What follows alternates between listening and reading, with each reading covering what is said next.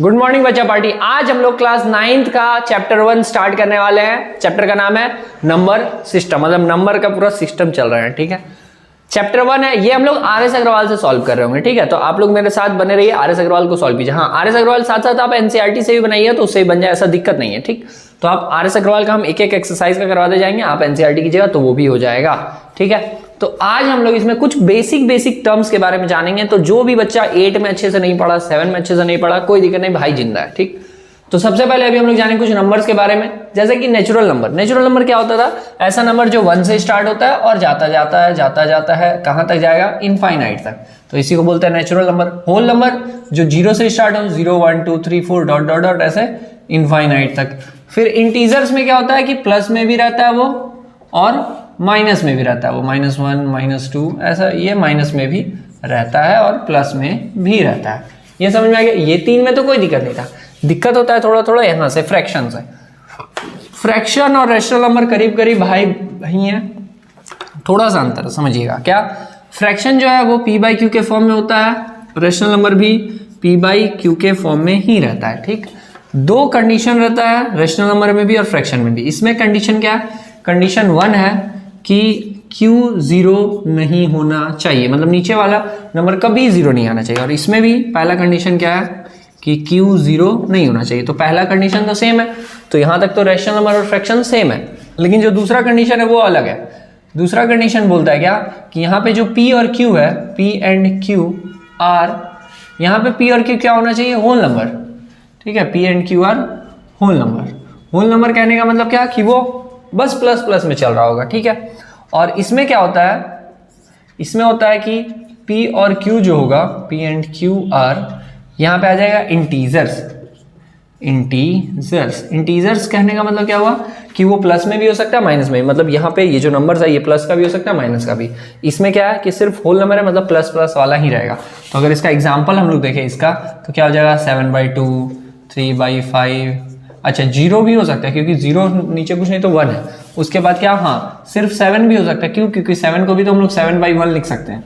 तो ऐसा ये सब आ गया बस। हाँ, उसमें क्या नहीं हो सकता है? -3/5 बोलेंगे तो ये नहीं होगा, क्योंकि उसमें तो नेगेटिव आ गया।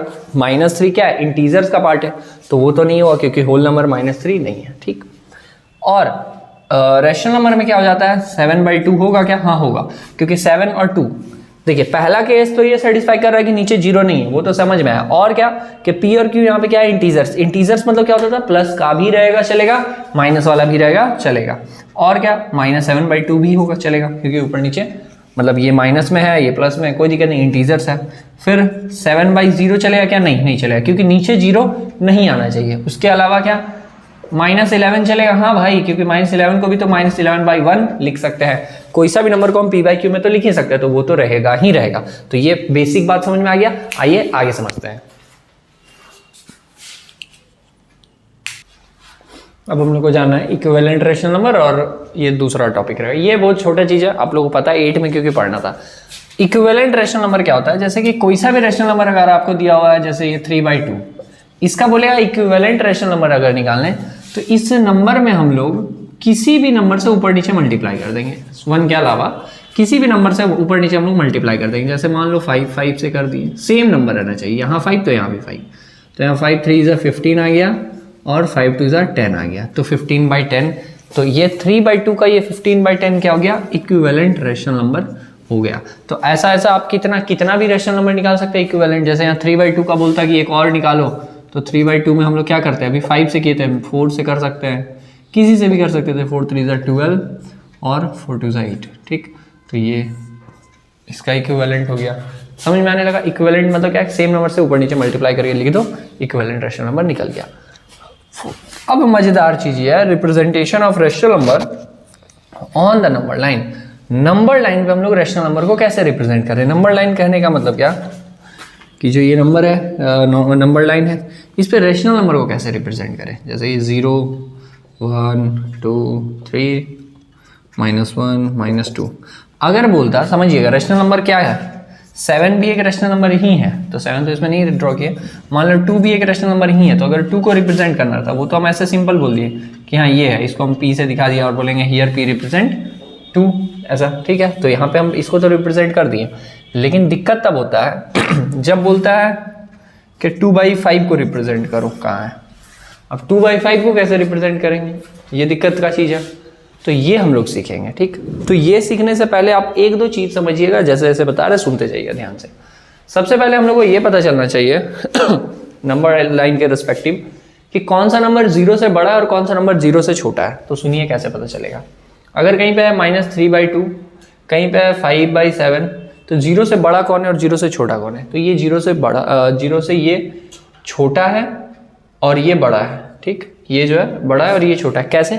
कोई सा भी नंबर अगर माइनस में है मेरे भाई, माइनस मतलब 0 से छोटा हो गया और प्लस में मतलब 0 से वो बड़ा हो गया, ये दिमाग में रखिएगा, ठीक है।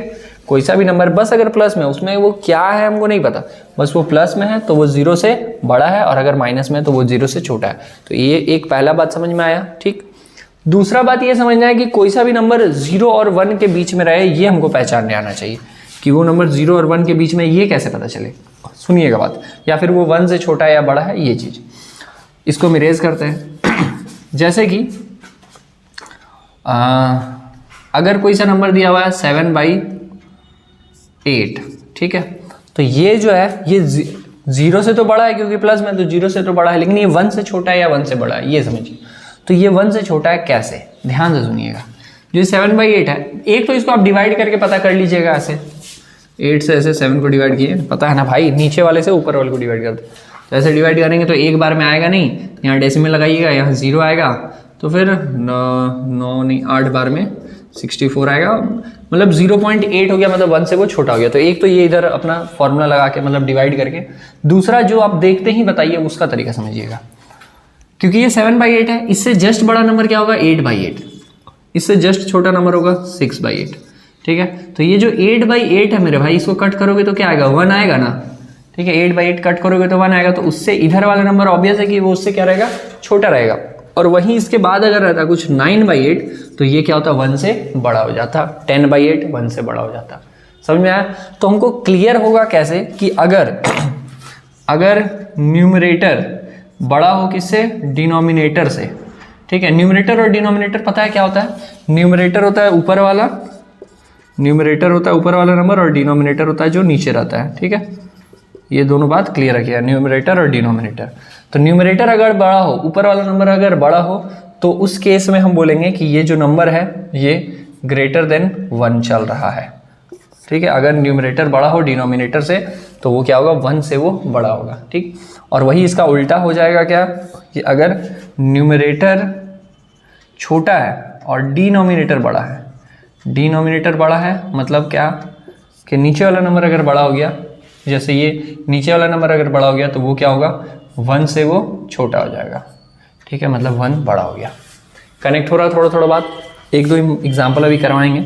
जैसे अगर आपको कहीं पे दिया हुआ है 1/2, 2/2, 3/2, 4/2। सुनिए 1/2 क्या है? 1 से छोटा है या बड़ा है? तो 1/2 1 से छोटा है, क्योंकि 2/2 तो 1 के बराबर है ना भाई। इसको कट करोगे तो 1 आया, तो ये 1 से छोटा होगा, और ये 1 से बड़ा है क्योंकि न्यूमरेटर बड़ा है। हम लोग पढ़ रहे थे कि न्यूमरेटर अगर बड़ा होगा तो वो नंबर जो होगा वो 1 से बड़ा हो जाएगा, ठीक। वो कंप्लीट नंबर जो रहेगा वो 1 से बड़ा हो जाएगा। फिर यहाँ 4/2 इसको कट करोगे तो 2 आया, तो ये कनेक्ट होने लगा कि हाँ ये कैसे वैल्यू आगे बढ़ता जाता है, ठीक है। अब समझने के लिए एक दो आप हमको बताओ, जैसे कि अगर 732/54 है, ये 1 से छोटा है या 1 से बड़ा है? बताओ, कमेंट में बताओ, ठीक। कमेंट में टाइम स्टैम्प लगा के ये बताओ कि ये 1 से छोटा है या 1 से बड़ा है। अब हम बता दे रहे हैं ये 1 से बड़ा है। क्यों? क्योंकि न्यूमरेटर बड़ा है इसलिए 1 से बड़ा है, ठीक। कोई दिक्कत नहीं, यहाँ तक अब समझ में आने लगा बात। अब हम लोग आते हैं नंबर लाइन पे इसको रिप्रेजेंट कैसे करें, इसको समझने के लिए। तो इसको हम थोड़ा इरेज कर दे रहे हैं, नोट करते चलिएगा साथ साथ। अब हम मान लीजिए एक इजी क्वेश्चन लेंगे, 1/2 को ही रिप्रेजेंट करेंगे पहले नंबर लाइन पे कि कैसे वो रिप्रेजेंट हो सकता है। सुनिएगा, अगर 1/2 दिया हुआ है, इसको नंबर लाइन पे कैसे रिप्रेजेंट करेंगे। ये नंबर लाइन बन गया, बीच में 0 1 2, ठीक है, -1 -2। पहले तो हमको क्वेश्चन देख के समझना है कि ये कहाँ पे है, क्या है। तो ये अगर ध्यान से देखिए तो ये 1 से छोटा है, ठीक। 1/2 जो है 1 से छोटा है, और 1 से तो छोटा है लेकिन 0 से बड़ा है, क्योंकि ये प्लस में है ना भाई, तो प्लस वाला क्या होता था 0 से बड़ा, तो ये 0 और 1 के बीच में आ रहा। तो हम लोग को ये समझ में आ गया कि ये इन दोनों के तो बीच में, लेकिन इन दोनों के बीच में कहाँ है वो समझिए। इन दोनों के बीच में हम लोग क्या करेंगे, 1/2 है अगर, तो नीचे देखेंगे कितना है, नीचे 2 है, डिनोमिनेटर जितना रहेगा हम लोग इसका उतना पार्ट कर देंगे। तो यहाँ क्योंकि 2 है तो इसको हम लोग 2 पार्ट में बांटेंगे, ठीक है। कैसे, बीच में एक लाइन दी है तो 2 पार्ट होगी, एक पार्ट इधर एक पार्ट इधर, 2 पार्ट। अब उसमें से हमको सिलेक्ट फर्स्ट वाले को करना है 1/2। तो यहाँ से अगर देखिए तो यहाँ से 1 और 2, ये फर्स्ट वाला आया तो इसको हम लोग सिलेक्ट करना है, बोल देंगे ये 1/2 है। क्लियर हुआ बात, क्लियर हो रहा। इसके बाद सेकेंड क्वेश्चन, अगर यहाँ पे दे देता 3/4, इसको कैसे रिप्रेजेंट करते हैं समझते हैं। बीच में 0, यहाँ 1, यहाँ 2। अच्छा ये समझना है सर 2 ही तक ड्रॉ कर रहे हैं, उससे ज़्यादा भी तो जा सकता है। बाबा क्वेश्चन देख के समझिए, 3/4 है ना, तो ये क्या होगा, 1 से छोटा है या बड़ा है। 3/4 जो है वो 1 से छोटा है या बड़ा है, तो क्योंकि न्यूमरेटर छोटा है तो इसलिए वो नंबर 1 से छोटा रहेगा, ठीक। तो ये 1 से तो छोटा है, लेकिन ये 0 से बड़ा है, क्योंकि ये पॉजिटिव है तो ये 0 से बड़ा है, ठीक। तो अब इसको कैसे सॉल्व किया जाए, यहाँ -1 लिख दे रहा बस शो ऑफ के लिए। तो ये 0 और 1 के बीच में है, तो इसको हम लोग को देखना है कि डिनोमिनेटर में क्या है। डिनोमिनेटर में 4 है, इसका मतलब हमको 0 और 1 का कितना पार्ट करना है, 4 पार्ट करना है। यहाँ लिख दे रहे हैं 4 पार्ट करना है। तो 4 पार्ट करने के लिए लाइन्स कितने देंगे हम लोग, 3 लाइन। जितना भी पार्ट करना रहेगा उससे एक कम लाइन देंगे, तो 3 लाइन देंगे, 1, 2 और 3, ठीक है। अब उसमें से सिलेक्ट किसको करना है, तीसरे वाले को, थर्ड वाले को। तो यहाँ से अगर हम चलें तो 1, 2 और ये 3, ठीक। तो ये मेरा हो गया क्या, 3/4। समझ में आ रहा बात, कोई दिक्कत नहीं। अब और सुनिए बात, जैसे अगर आपको एक क्वेश्चन दे दिया गया 7/3, इसको कैसे बनाएंगे। पहले तो जब भी इस केस में ऐसा रहेगा इम्प्रॉपर फॉर्म में, तो इसको हम लोग पहले मिक्स फ्रैक्शन में लाएंगे, ठीक है। मिक्स फ्रैक्शन में कैसे लाएंगे, 3 से ऐसे 7 को डिवाइड करते थे, 2 टाइम्स में 6 आया, रिमाइंडर 1। तो इसको हम लोग ऐसे लिखते हैं, जितने टाइम्स में आया रहता है उसको यहाँ लिख देते हैं, जो रिमाइंडर आता है उसको ऊपर रखेंगे, और ये जो नीचे था उसको नीचे, ठीक। कोई दिक्कत नहीं। अब इसको रिप्रेजेंट करेंगे, लाइन पहले ड्रॉ कर दिए। अब सुनिएगा ध्यान से, यहाँ जो भी रहेगा ना, जैसे यहाँ 2 होल 1/3 है, मतलब 2 तक तो पूरा है और 2 से ये ज़्यादा गया, ये 2 इसको रीड करता है, मतलब 2 होल 1/3, मतलब 2 तक तो पूरा है और उससे थोड़ा ज़्यादा गया है, 2 से थोड़ा आगे गया, 3 तक गया क्या, नहीं 3 नहीं गया, 2 से थोड़ा ज़्यादा, मतलब 2 और 3 के ये बीच में, ठीक। तो आइडिया मिल गया हमको। तो हमको पता चला 2 और 3 के बीच, तो यहाँ 0 रखे, यहाँ 1 रखे, यहाँ 2 रखे, यहाँ 3 रखे और यहाँ पे 4 रख दी है। इधर का हमको जरूरत नहीं है, -1 रख दिए बस। अब सुनिए कैसे रिप्रेजेंट करेंगे। 2 तक तो कंप्लीट है यहाँ से, तो 0 से 1, 1 से 2, यहाँ तक तो पूरा आया। अब 2 और 3 के बीच में ये कहाँ पे रहेगा, तो ये 1/3 को रिप्रेजेंट करेंगे। कैसे, 1/3 है तो देखना है हमको डिनोमिनेटर, डिनोमिनेटर क्या है 3 है, तो हमको 2 और 3 को कितना पार्ट में बांटना है, 3 पार्ट में। 3 पार्ट में कैसे बांटेंगे, 2 लाइन देंगे, समझिए 3 पार्ट में बांटने के लिए 2 लाइन, एक यहाँ एक यहाँ। और इसमें सिलेक्ट हमको कौन सा करना है, फर्स्ट वाले को। तो यहाँ से हम आगे बढ़ेंगे तो फर्स्ट वाला ये है, तो ये मेरा हो गया क्या, 2 होल 1/3। फिर से सुनिए क्वेश्चन क्या था, 7/3। 7/3 इम्प्रॉपर को पहले मिक्स में बदले हम लोग, 7/3 को 2 होल 1/3। तो 2 तक तो कंप्लीट गए, यहाँ से 1 और 2 यहाँ तक कंप्लीट, और उसके बाद क्या था 1/3। तो 1/3 को हम लोग पहले डिनोमिनेटर जितना रहता है उतना पार्ट करते हैं। तो यहाँ 3 पार्ट था, तो 3 पार्ट करने के लिए 2 लाइन्स, एक और एक 2 लाइन दी है। अब उसमें से किसको सिलेक्ट करेंगे, फर्स्ट वाला था तो ये फर्स्ट वाले को, तो ये आ गया 2 होल 1/3। समझ में आया, ये बराबर है किसके, 7/3 के। कनेक्ट होने लगा है क्वेश्चन। एक इसका और नेगेटिव वाला करता है, क्लियर हो जाएगा वहां तक। -8/5 अगर दे दिया, इसको कैसे सॉल्व करेंगे। इसको भी पहले मिक्स में अगर हम लोग लिखें तो डिवाइड करेंगे, 1 होल 3/5 आ जाएगा ये माइनस में, ठीक है। तो इसको कैसे सॉल्व करना है ध्यान से सुनिएगा। नंबर लाइन पहले ड्रॉ करेंगे, ये नेगेटिव में है मतलब इधर रहेगा, तो मान लीजिए 0 यहाँ रखे हम, यहाँ पे फिर 1 रखे, यहाँ पे फिर 2 रखे, यहाँ पे 3 रख दिए। अच्छा माइनस में सब रखें, इधर रहेगा मेरा +1, इधर रहेगा +2। यहाँ तक सही है। रिप्रेजेंट कैसे करेंगे सुनिए, पहले यहाँ पे बोला -1, मतलब 0 से पूरा आ जाइए -1 पे, 0 से डायरेक्ट हम आ गए कहाँ पे, -1 पे। अब यहाँ पे आने के बाद क्या, 3/5, तो यहाँ से 3/5 रिप्रेजेंट कर दो। तो 3/5 नीचे कितना पार्ट है, 5 पार्ट है, तो 5 पार्ट दिखाने के लिए हम लोग लाइन कितने देंगे, 4 लाइन, ठीक है। ये जॉन सीना वाला ठीक है, कितना लाइन, 4 लाइन, तो 1 2 3 4 लाइन दे दिए। अब इसमें से सिलेक्ट किसको करना है, थर्ड वाले को, तो यहाँ से 1 2 3, तो ये थर्ड वाला जो मेरा हो गया, इसको ही बोलेंगे कि ये क्या है, -1 होल 3/5। समझ में आने लगा क्वेश्चन, ठीक है। इसको आप इतना नोट कीजिए। अब एक और टॉपिक बचा हो, उस पर बात करते हैं। अब हम लोग को जो लास्ट टॉपिक है फर्स्ट एक्सरसाइज के लिए, क्या बोला गया, rational numbers between 2 rational numbers. 2 rational number है, उसके बीच में एक रेशनल नंबर निकालना है। जैसे कि समझिए, मान लीजिए कि अगर कहीं पे दिया हुआ 3 और 5, तो इसके बीच एक नंबर है 4, वो तो हमको पता है क्योंकि 3 4 5, 3 और 5 के बीच में एक नंबर है 4, ठीक। लेकिन अगर आपको बोल दिया कि 3 और 4 के बीच एक नंबर बताइए, तो क्या होगा, दया कुछ लगाओ, कैसे बनेगा, सुनिए, बहुत आसान तरीका है बाबा, बहुत आसान तरीका है। एक रेशनल नंबर अगर बोले इन दोनों के बीच निकालने हैं, तो सुन लीजिए कैसे बनेगा वो। हम क्या करेंगे कि इन दोनों को जोड़ देंगे, इन दोनों को जोड़ देंगे, मतलब 3 और 4 को जोड़ देंगे और 2 से कर देंगे डिवाइड, ठीक। 3 और 4 को जोड़ के 2 से कर दिया डिवाइड, तो यहाँ आ गया 7/2। तो इन दोनों के जो बीच में नंबर होगा वो क्या होगा, 7/2, और वो एकदम बीचों बीच होगा, समझ रहे हैं। जैसे ये नंबर लाइन है, यहाँ पे 3 है, यहाँ पे 4 है, तो ये जो 7/2 निकला, इसके बीचों बीच है ना, ये इधर है ना ये इधर है, एकदम बीचों बीच है, ठीक। तो ये समझ में आ गया कि कोई सा भी 2 नंबर के बीच का एक रेशनल नंबर हम कैसे निकाल सकते हैं, ठीक। पहला ये बात कि एक रेशनल नंबर हम निकाल लिए, लेकिन सर अगर इससे ज्यादा बोल देता तो, मान लीजिए 3 है और 4 है, इसके बीच में 5 रेशनल नंबर बोल दिया, 1 2 3 4 5 रेशनल नंबर बोला, इसके बीच में निकालने, कैसे निकलेगा, सुनो। एक तो हम निकाल चुके थे इन दोनों के बीच में, वो क्या है, 7/2, तो वो इन दोनों के बीचों बीच का नंबर है 7/2, ये तो निकल गया, ठीक। और कैसे निकले, तो समझो 7/2 और 3 इन दोनों को अगर हम ऐड करके 2 से डिवाइड कर दें, सुनिए भाई, 3 और 7/2 को ऐड करें और 2 से हम डिवाइड करें। अच्छा, 2 से डिवाइड करने का मतलब हम ऐसे 1/2 कर देंगे ना, तो ये भी उससे डिवाइड नहीं कर रहा है, ठीक। अगर ऐसा हम कर दें तो यहाँ 1/2 और ब्रैकेट में यहाँ कुछ नहीं तो 1, 2 और 1 का एलसीएम किए 2, 3 2 6, 7 का 7, तो यहाँ आ गया 1/2 इंटू 13/2, आंसर आया 13/4। तो ये 13/4 क्या हो गया, इन दोनों के बीच का एक नंबर हो गया, ठीक है, इन दोनों के बीच का एक नंबर हो गया 13/4। तो हम कहीं पे भी रख दिए, मान लिया हम बोल देंगे कि यहाँ पे कि 13/4 ये एक नंबर मिल गया, और इन दोनों के बीच में और हमको एक नंबर चाहिए इन दोनों के बीच में, तो हम क्या करेंगे, इन दोनों को 2 से मतलब ऐड करके 2 से डिवाइड कर देंगे।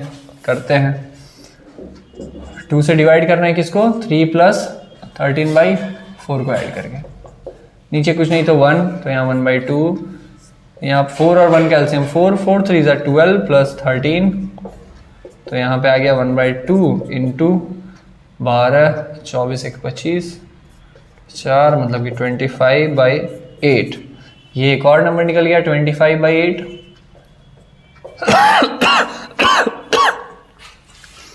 समझ में आने लगा।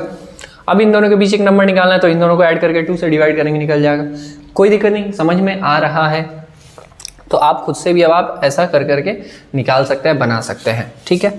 लेकिन दिक्कत की बात यह है कि अभी आपको 5 नंबर बोला, अगर आपको 10 नंबर बोल देगा निकालने, तो कैसे निकालिएगा, तो भी ऐसे ही निकालेंगे हम लोग, ऐड कर करके 2 से डिवाइड करके निकाल तो लोगे, लेकिन 10 नंबर को निकालने में टाइम तो बहुत लेगा ना सर। ऐसे ही हम ये इतना बना रहे तो वीडियो लंबा हो गया, ठीक है।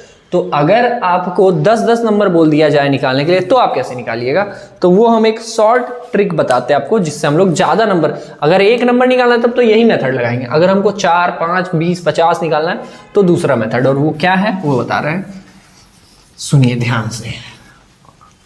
उसमें हम लोग इसी 2 नंबर को, मान लो 3 और 5, इन्हीं 2 नंबर के बीच का नंबर को फाइंड करते हैं, ठीक है। कैसे, 3 और 4 का क्या करना है, मान लो हमको बोल दिया 10 रेशनल नंबर, ठीक है, find 10 rational number between 3 and 4, ठीक है।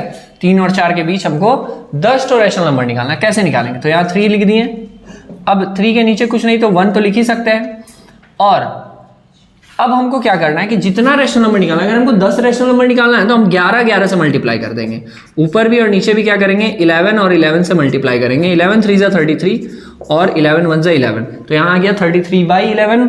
दूसरा नंबर क्या था मेरा 4, नीचे कुछ नहीं तो 1।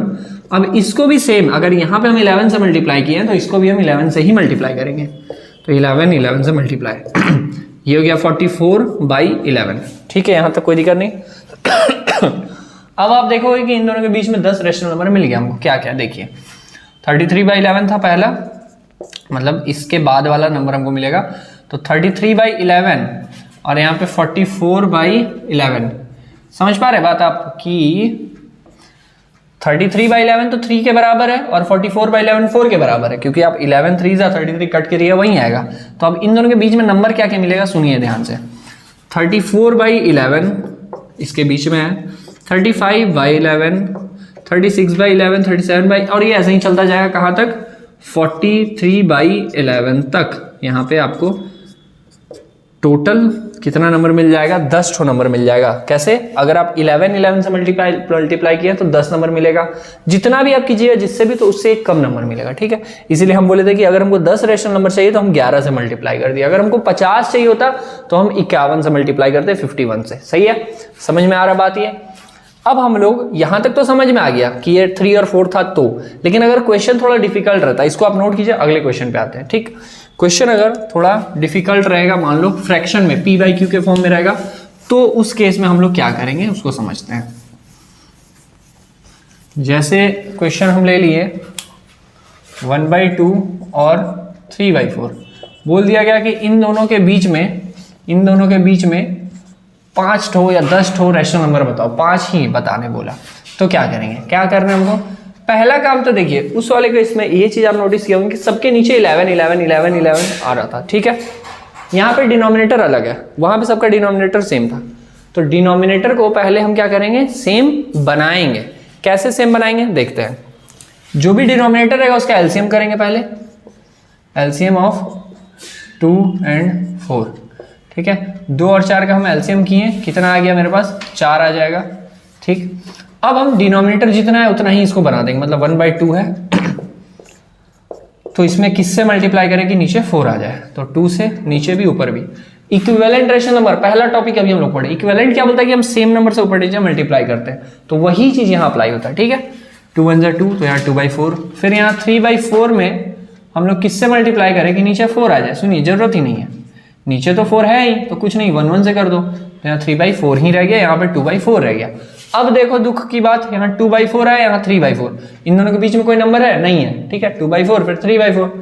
अब हमको मान लो 5 रेशनल नंबर निकालना था, तो हम क्या करेंगे कि 2/4 में 5 अगर रेशनल नंबर निकालना तो हम 6 से मल्टीप्लाई किए, ठीक है। हमको अगर 5 रेशनल नंबर निकालना होगा हम 6 से मल्टीप्लाई करेंगे, 6 से किए, 6 2 12, 6 4 24। यहाँ पे भी 3/4 में भी हम लोग 6 से ही मल्टीप्लाई करेंगे, तो 6 3 18 और 6 4 24।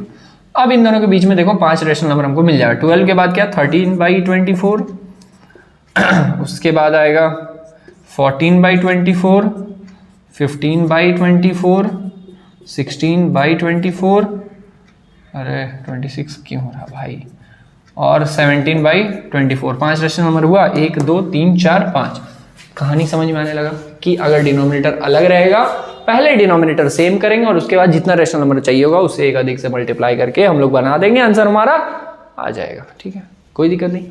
तो उम्मीद है कि आपको समझ में आया होगा। अब आप इसका एक्सरसाइज, मतलब RS अग्रवाल का पहला एक्सरसाइज आप सॉल्व कीजिए, या फिर NCERT का पहला एक्सरसाइज सॉल्व कीजिए आप, तो वो आपसे सॉल्व हो जाएगा। एग्जाम्पल्स के साथ साथ सॉल्व कीजिए, क्योंकि एग्जाम्पल भी इंपॉर्टेंट है, एग्जाम में आपका एग्जाम्पल्स भी आता है, ठीक है।